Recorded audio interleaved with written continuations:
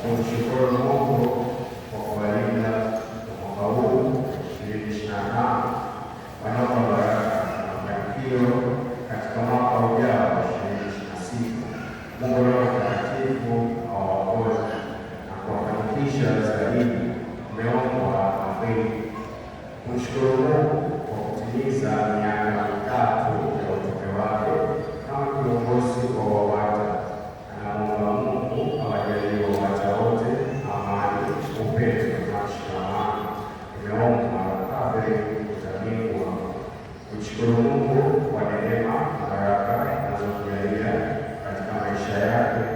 Naomba Roho Mtakatifu awaongoze watoto wake Robi na Kalis ili waweze kufanya vizuri katika masomo yao. Tumeomba Janet Daiwa, familia ya Didas Mutabingwa. Anamshukuru Mungu kwa neema na baraka anazowajalia katika familia yao. Kwaya ya Bikira Maria Rais wa Mbinguni anamshukuru Mungu kwa utume wao. Kwaya pia anamwombea Rufina Moshi. Mungu amjalie baraka na neema pamoja na familia yake. Kumshukuru Mungu kwa watoto wao kumaliza kidato cha 4 darasa la 7 kupata ufaulu mzuri. Anawaombea baraka za Mungu katika maisha yao. Tumeombwa na mama wa familia. Kumshukuru Mungu kwa kumwezesha kumaliza mtihani yake kidato cha 4 salama. Anamwomba Mungu Roho Mtakatifu awaongoze watakaosahihisha waweze kusahihisha vizuri na kupata matokeo mazuri. Tumeombwa na kweli. Huduma ya usiku na kuabudu Karismati Katoliki Kinyerezi anamshukuru Mungu kwa kuwezesha kumaliza mkutano wa wiki ya neema salama, na wanaomba neema yake katika maisha yao ya huduma ya kila siku. Kumwombea mwanaye Esensia arudi kumpenda Yesu na kupata kumsha Mungu na afunge ndoa takatifu. Imeombwa na Bikira. Familia ya mama mtoto wanaombea kwa Mungu ndugu Francis Masawe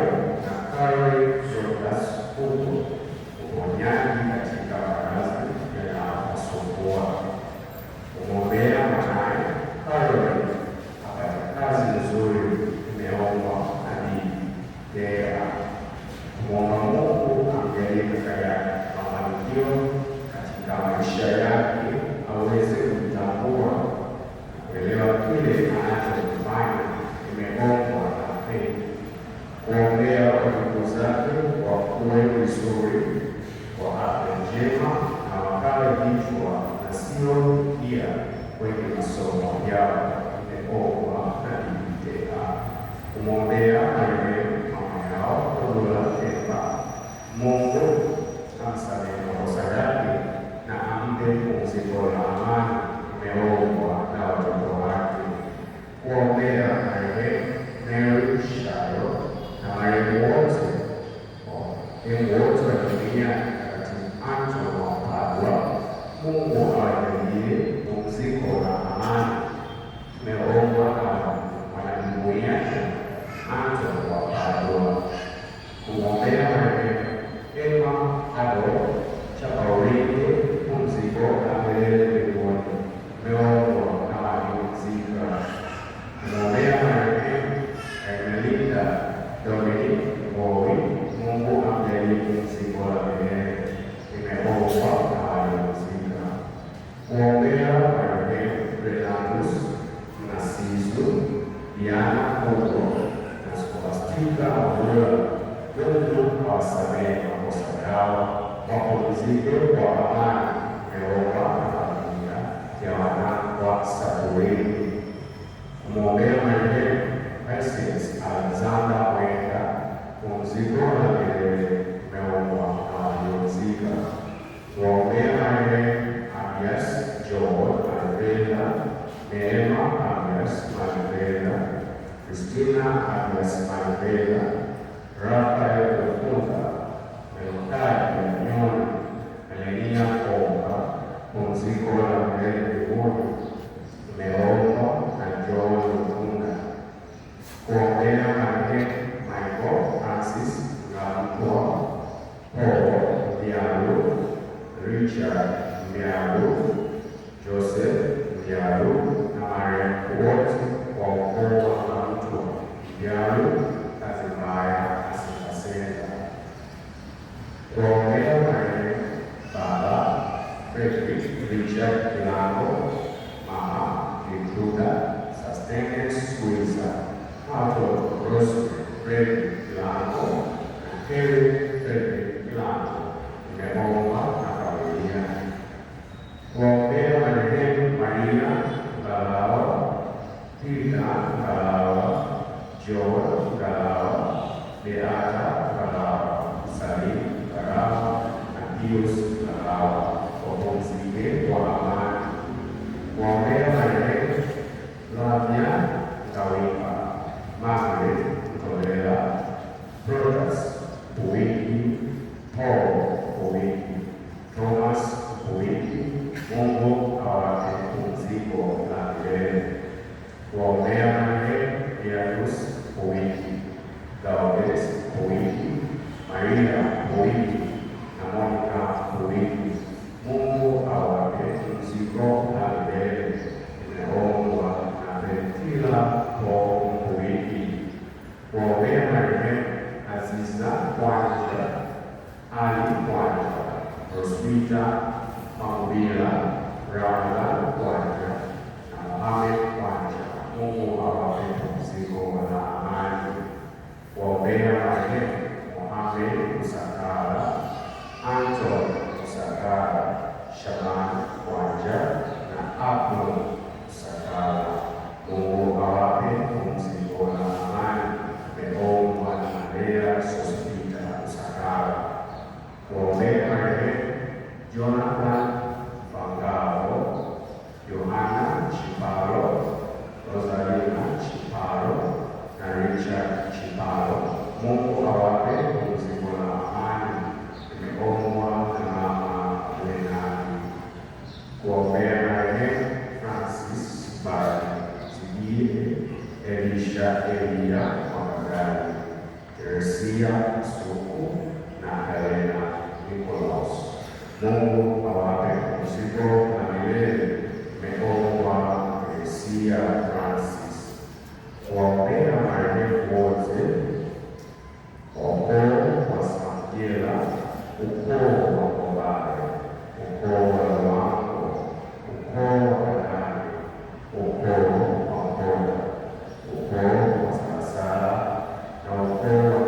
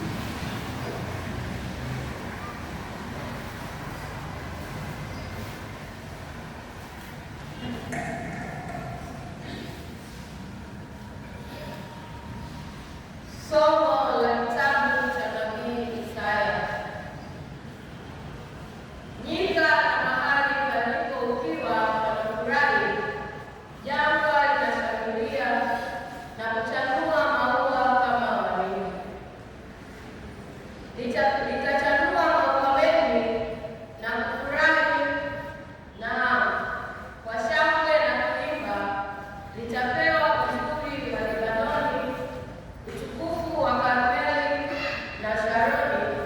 Watauona utukufu wa Bwana, ukuu wa Mungu wetu. Itieni nguvu mikono iliyo dhaifu, yafanyeni imara magoti yaliyolegea.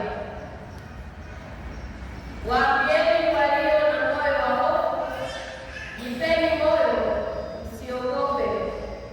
Tazama, Mungu wenu atakuja na kisasi, na malipo ya Mungu atakuja na kuwaokoa ninyi.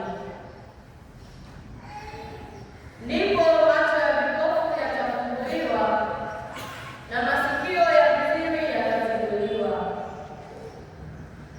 Ndipo mtu aliyekilema atarukaruka kama kunguru, na ulimi wake aliyebubu utaimba.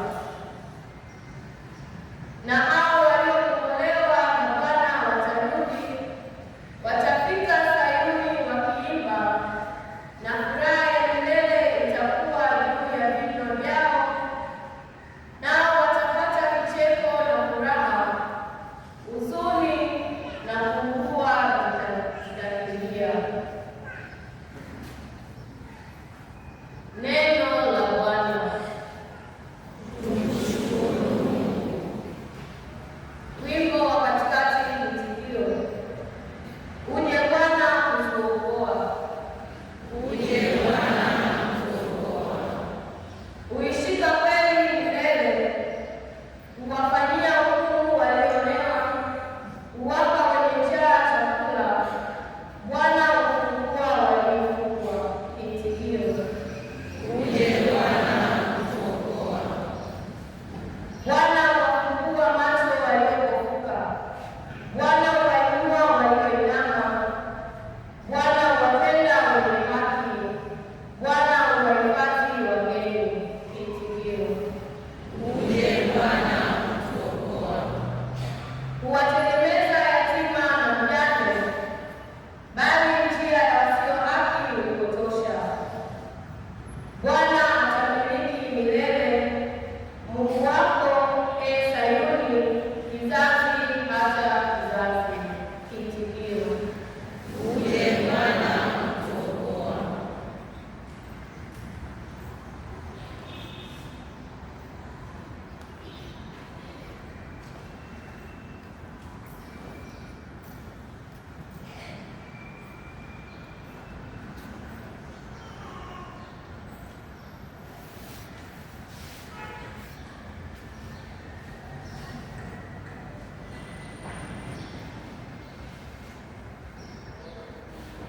Somo la waraka wa Mtume Yakobo kwa watu wote.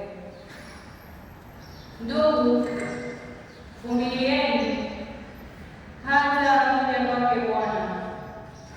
Tazama, mkulima hungoja mazao ya nchi yaliyo ya thamani, huvumilia kwa ajili yake hata yatakapopata mvua ya kwanza na ya mwisho. Nanyi vumilieni, mthibitishe mioyo yenu, kwa maana kuja kwake Bwana kunakaribia. Ndugu, msinung'unike, msije mkahukumiwa. Angalieni, mwamuzi amesimama mbele ya mlango. Ndugu, watwaeni manabii walionena kwa jina la Bwana, wawe mfano kumstahimili mabaya na wavumilivu. Neno la Bwana.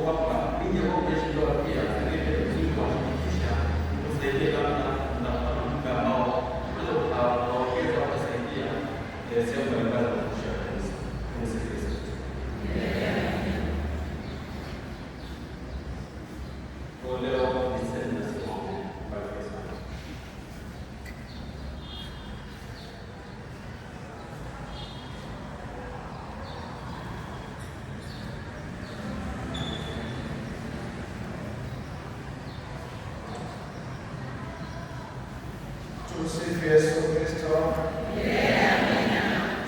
Mungu ni mwema na kila wakati. Basi Mungu aliye mwema katika maisha yetu kila wakati atusaidie kwa haya ambayo Mungu ameandaa.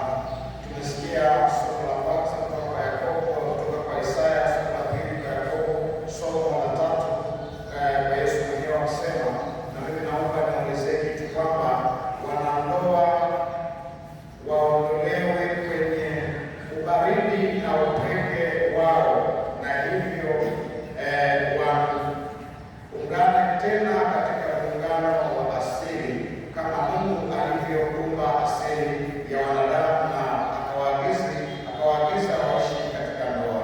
Msifu Yesu Kristo.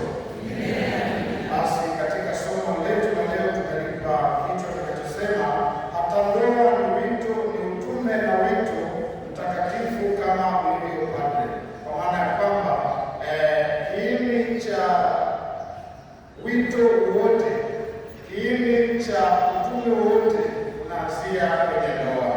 Basi kumbe katika hayo tunasema ndoa na familia ndio kiini na asili ya kila jambo tunaloliona hapa duniani. Tunaona kuna familia nzuri, tunaona kuna familia nzuri, tunaona kuna watoto, vijana, kila mwingine mwana duniani anatokea kwenye msingi unaoitwa ndoa.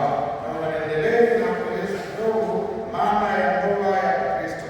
Tuna ndoa zile tunaziita ndoa ambazo tunasema ni makubaliano ya mke na mume, lakini ndoa ya Kristo sio tu makubaliano, bali ni agano na sakramenti baina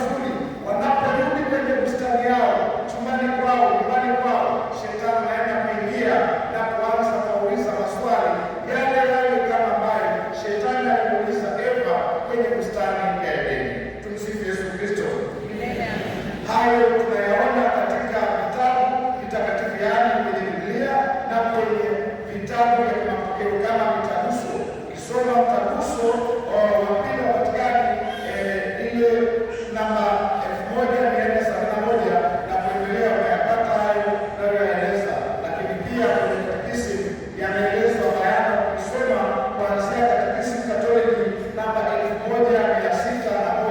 unayapata hayo nayoyaeleza. Upendo wa mke na upendo wa mwanamke umegeuzwa toka upendo wa kawaida wa kibinadamu kwa upendo wa Kristo, yaani kushiriki katika nguvu na usawa wa upendo wa Kristo Yesu mwenyewe, ambao ndio tunakuja kufananisha na upendo wa Mungu.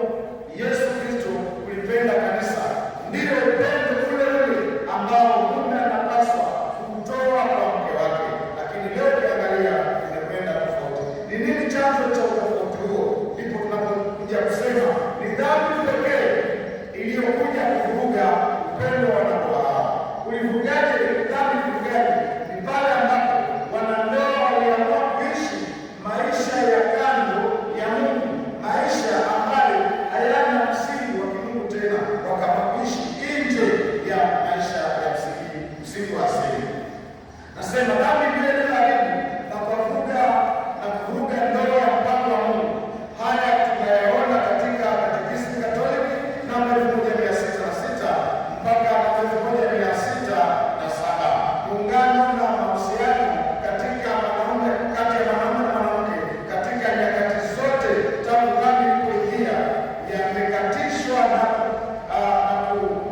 na kutopatana kwa sababu ya roho ya utawala, ukosefu wa uaminifu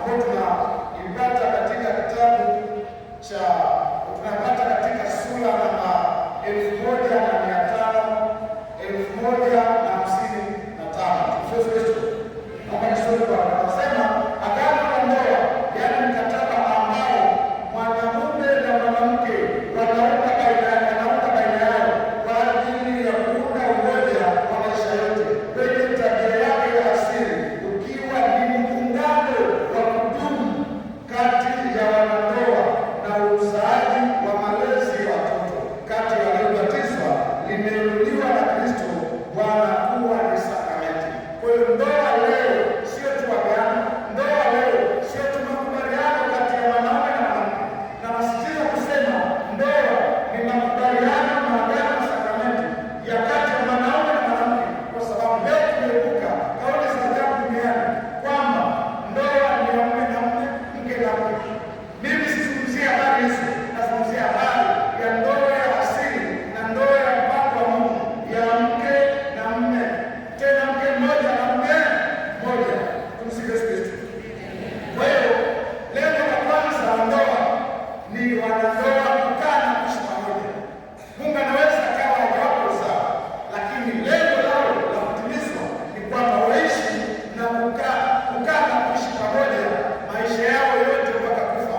Sio mume mke mmeona hakuna uzao kati yenu, mkachukua jukumu la kwamba sasa tunaoa mwingine. Tunashuhudiwa na mtumishi wa Mungu Ibrahimu, ambaye baada ya kuona mkewe hazai akaamua kuchukua mke mwingine ili azae naye, na mwisho wa siku matokeo yake tunayaona, iliishia kwamba anafukuza, na leo kuna mgawanyiko kwa sababu hilo lilifanyika na baba zetu hawa. Tumsifu Yesu Kristo. Kwa hiyo katika lengo linalosema kwa kadri ya Mtakatifu Agustino, lengo la kwanza la ndoa ni kukaa na kuishi pamoja kwa manufaa ya kiroho. Maandiko yanathibitisha hili kwa nia ya Mungu katika mafungamano ya ndoa ni kukaa na kuishi pamoja baina ya wanandoa. Si vema mtu huyu awe peke yake, hayo Mungu mwenyewe anasema. Manake Mungu anajua si vema mwanamke akae peke yake, si vema mwanamke akae peke yake. Waungane ili kukaa na kuishi pamoja, ndilo lengo kuu la ndoa. Kama ukikuta wanandoa hamjajaliwa kwa kuzaa watoto ni zawadi, inawezekana msipewe zawadi hiyo, lakini lengo lenyewe la ndoa ni kukaa na kuishi pamoja kama wanandoa. Na maandiko yanasema pia, Mungu anaonyesha uzuri wa kupata mwenza wa maisha, hasa anaposema apataye mke hujipatia mali iliyo bora, msaidizi wa kumfaa na nguzo ya kutegemeza. Tunayaona katika kitabu cha Yoshua bin Sira 36 mstari wa 24. Na ukipata yule ambaye Mungu amempatia kama tunu na zawadi, unaweza kujilia ule wimbo wa Sulemani na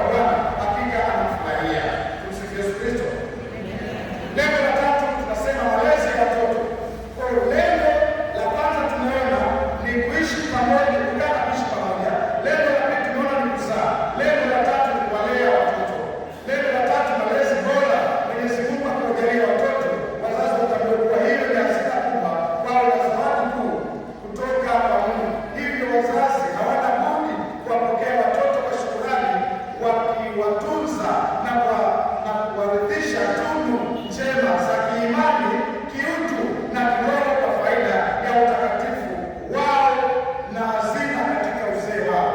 Mtoto ndiye anayepaswa kuwa ni faida kwako ukishakuwa na taabu, ukishakuwa kwenye taabu, labda uko kwenye ugonjwa, kwenye shida. Kama ulizaa watoto ndio watakao kubeba kupeleka hospitalini, watoto ndio watakao kusaidia. Lakini kama ulizaa watoto, utakapozeeka ndio watakao kulea na kukutunza. Lakini kama ukuwalea, sahau hilo. Na kwa sababu hiyo dunia ya leo imekuwa ni shida. Sisi tumekuwa na shida tukishuhudia kwenye vyombo vya habari vinavyoeleza bayana ya kwamba watoto tena hawapo katika yale mazingira ya zamani. Baba aliyemkataa mama, baba aliyemkataa mtoto, na mama aliyemkataa mtoto, baadaye mtoto ameshajipambania mwenyewe, ameshajipata na kufanikiwa, ndio baba anajisogeza kwa mtoto, mama anajisogeza kwa mtoto, na mwisho tunashuhudia watoto wakiwasukumia wazazi wao mbali. Kumbe tunapaswa tuwajibike katika haya. Tumsifu Yesu Kristo.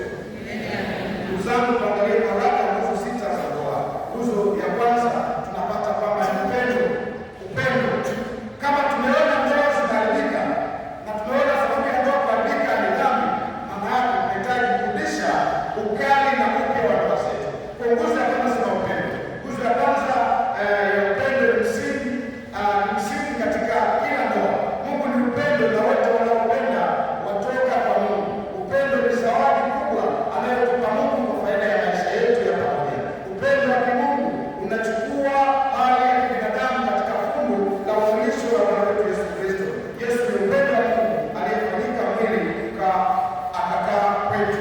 Kwa sababu hiyo, sisi wanandoa na wale wote wanaotarajia kuingia kwenye ndoa wanapaswa kujua kwamba msingi wa ndoa yao ni upendo. Msingi namba moja. Msingi namba mbili, uaminifu katika ndoa. Uaminifu, leo tumeshuhudia uaminifu ni sehemu ndogo sana katika ndoa, kwamba wanandoa wengi wanaondoka kwenye uaminifu. Mwanaume kutoka na kuiacha familia yake kwenda kuoa mke mwingine au kuishi na mwanamke mwingine kwa mpango wa siri si jambo la ajabu tena leo, lakini hapo ndipo tulipoanzia. Alafu mtu huyo anasikitika na kuhuzunika kwamba kwa nini maisha yake ni magumu. Mtu huyo ndio anasikitika kwamba mbona hakuna analofanikiwa. Unawezaje kufanikiwa ikiwa umeondoka kwenye mpango wa siri ya Mungu na unajitafutia mpango wako mwenyewe binafsi? Kumbe tunahitaji kurudi kwenye uaminifu ili ndoa zetu ziendelee kudumu na ndoa zetu ziendelee kuwa na makali yale ya awali. Tumeshuhudia mambo mengi yanayotokea kwa sababu ya ukosefu wa uaminifu, ambao mama anapoa, baba anapoa. Sababu ni nini? Kwa sababu tumeangalia pembeni kama ni bora kuliko kwenye msingi wa maisha yetu. Uvumilivu katika ndoa ni nguzo namba 3. Nguzo yetu ni uvumilivu. Upendo wa kweli unadai uvumilivu. Mtume Paulo anawaandikia Wagalatia, anasema mchukuliane mizigo na kutimiza hivyo sheria ya Kristo. Tunasoma katika Galatia 6:2. Wanandoa wanapaswa kuwa wamoja katika raha na taabu, katika magonjwa na afya. Wanandoa wanapaswa kusaidiana kwa moyo wake, kila mtu na atende kama alivyokusudia moyoni mwake, si kwa huzuni wala si kwa lazima, maana Mungu humpenda yeye atoaye kwa moyo wa ukunjufu. Tunaona katika kitabu cha Paulo Wakorintho wa pili 9:7, kuwa wawe si mpaka. Nasema ni vyema wanandoa wakatambua kuwa wawe si malaika, bali ni wanadamu walio na udhaifu, na hivyo ni vyema wakajua kila mmoja kati yao ana kilema chake. Tumsifu Yesu Kristo. Tunasema kilema huko kwa wanadamu aliyelelewa na baba yake na mama yake kwenye mazingira tofauti na tabia tofauti, lazima awe na tofauti na mwenza naye kuungana naye. Lakini basi yote hayo yanapaswa kuchukuliana na unaitwa kustahimiliana na ule umoja unaoitwa katika ndoa. Msamaha katika ndoa, jambo la nne na nguzo ya nne, kwamba kama tulivyoona kwamba kwenye ndoa kuna mapungufu, wanandoa ni wadhaifu, mume ni dhaifu, mke ni dhaifu, na kila mmoja ana tabia za kwake na asili ya kwake. Kama wanandoa tunapaswa kuishi maisha ya msamaha kati yetu, kusameheana baina yetu sisi wanandoa, lakini zaidi ya yote kujisamehe wenyewe kama wanandoa na kumwita Mungu kila mara katika ndoa yetu. Sala katika maisha ya ndoa. Nguzo ya 5 ni sala.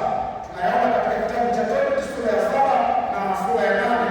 Bwana wetu Yesu Kristo aliahidi kwamba wakusanyikapo wawili au watatu wakisali kwa jina langu, nipo pamoja nao. Kumbe sisi tukikusanyika kwenye nyumba zetu tuko pamoja na Mungu na Mungu anakuwa pamoja nasi. Na kwa kweli Mungu anahitajika kuwepo kati ya wanandoa, kwa sababu yeye ni mgeni wa milele na kudumu katika familia ya wanandoa. Mtakatifu Mathayo sura ya 18 aya ya 20. Familia inayosali ni kanisa la nyumbani. Familia ni kanisa la nyumbani. Namba 6 na ya mwisho, sakramenti ya upatanisho na ekaristi takatifu. Ndugu zangu wote, tunajua na tunashuhudia kwamba kwa mtu anayeshiriki masakramenti, kwa mtu anayempenda Kristo, anayetamani kushiriki masakramenti kwa siku, hata mara moja kuungana na mkewe wanakosana. Lakini tumeshuhudia watu wengi wanakuja pengine kuomba talaka kwa sababu wameshindwana na wake zao. Ni kwa sababu tumefika hatua tumeona upendo wa Kristo sio wa kweli. Tumeona upendo wa Kristo ni wa uongo. Yesu anayehimiza kuvumiliana, tuishi pamoja, ndiye anayehimiza kwamba tunapokoseana tusameheane, turudiane, ili tusikimbilie kuomba talaka, badala yake tuendelee kudumu katika ndoa tukivumiliana. Tumsifu Yesu Kristo. Mungu atusaidie tuweze kuyatambua haya, na Mungu atusaidie tuweze kuyaishi haya, ili siku moja basi tupate kumtukuza Mungu kupitia ndoa zetu, na tuendelee kuwa takatifu kama tulivyoona kwamba ndoa inadai utakatifu ulio kamili na uaminifu. Tumsifu Yesu Kristo. Mungu awabariki sana. Mungu mwema.